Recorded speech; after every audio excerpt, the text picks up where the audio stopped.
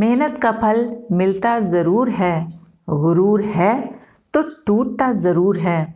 जो करना सोच समझ कर करना, नतीजा हर हाल में निकलता ज़रूर है। अपनी लिखी इन्हीं पंक्तियों से आप सभी का बहुत बहुत स्वागत करती हूँ।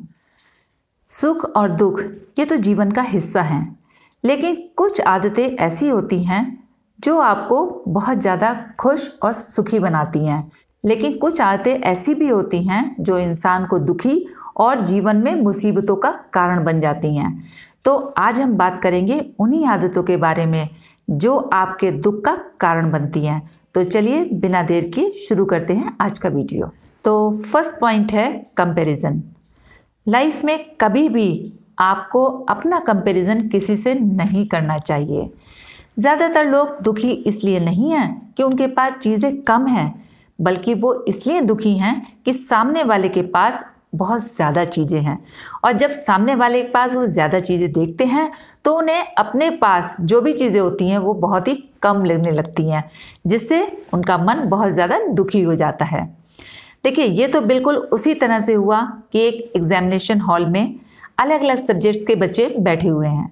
कोई इंग्लिश का है, कोई मैथ्स का है और कोई साइंस का है। और मैथ्स वाला बच्चा जो है वो साइंस वाले बच्चे की चीटिंग करने की कोशिश कर रहा है। तो क्या होगा? वो अपना पेपर सॉल्व कर पाएगा? बिल्कुल भी नहीं, और नतीजा वो फेल हो ही जाएगा, और जब फेल होगा तो दुखी होगा। उसी तरह से लाइफ भी है कि जब आप दूसरों की देखा देखी करते हैं तो अपने गोल से आप अपना फोकस लूज़ कर देते हैं, और जब आप अपना फोकस लूज़ करते हैं तो लाइफ में सिवाय प्रॉब्लम्स के और आपके हाथ कुछ भी नहीं लगता। इसलिए आपसे यही कहूँगी कि लाइफ में कभी भी दूसरों की देखा देखी या चीटिंग करने की गलती मत कीजिए। आपके पास जो भी है उसे बेहतर बनाने की पूरी कोशिश कीजिए, तभी आप लाइफ में खुशहाल रहेंगे और हमेशा आगे बढ़ेंगे। नेक्स्ट पॉइंट है रेस्पॉन्सिबल ना होना।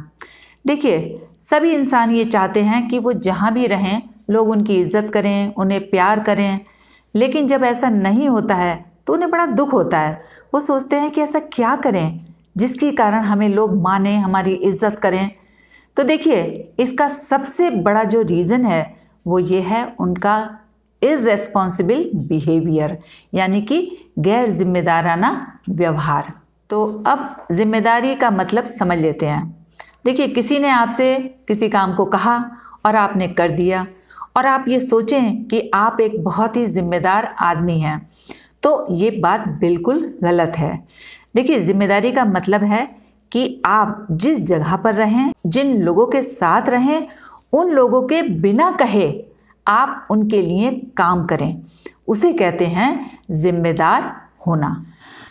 अब मान के चलिए कि आप घर में हैं और घर वाले अगर आपसे कहते हैं कि भाई अब आपको सब्ज़ी लानी है, या किसी लड़की से कहते हैं कि अब तुम्हें खाना बनाना है, सफाई करना है, और आप कर देते हैं, तो इसका मतलब ये नहीं है कि आप एक रिस्पॉन्सिबल बंदे हैं। इसका मतलब है कि आपसे काम कह कर करवाया जा रहा है। उसके अगेंस्ट अगर कोई व्यक्ति इन सभी कामों को अपनी मर्जी से, अपने दिल से, आपके बिना कहे करता है, तो इसका मतलब होता है कि वो आदमी कितना जिम्मेदार आदमी है। और ऐसे लोगों को सभी लोग अपने आसपास रखना चाहते भी हैं और उनकी इज्जत भी करते हैं। इसलिए मैं आपसे यही कहूँगी कि आप जहाँ भी रहें, जिसके साथ भी रहें, अपनी रिस्पॉन्सिबिलिटी समझ कर रहिए, जिससे न केवल आप अपने आप को खुश रख पाएंगे, बल्कि ऐसे लोग जहाँ पर भी रहते हैं सबके फेवरेट बन ही जाते हैं। नेक्स्ट पॉइंट है अपने प्रेजेंट में जिएं। ज़्यादातर लोग दुखी इसलिए रहते हैं कि या तो वो पास्ट में जीते हैं या फिर फ्यूचर की चिंता करते रहते हैं। देखिए, पास्ट में जो हुआ, चाहे अच्छा था या बुरा था, वो गुजर गया, इसलिए उसकी चिंता करके अपने आप को दुखी करना ये बिल्कुल बेवकूफ़ी की बात है। अगर आप फ्यूचर की चिंता करके अपने आप को दुखी रखते हैं तो ये भी बिल्कुल गलत है, क्योंकि फ्यूचर में क्या होगा ये कोई नहीं जानता।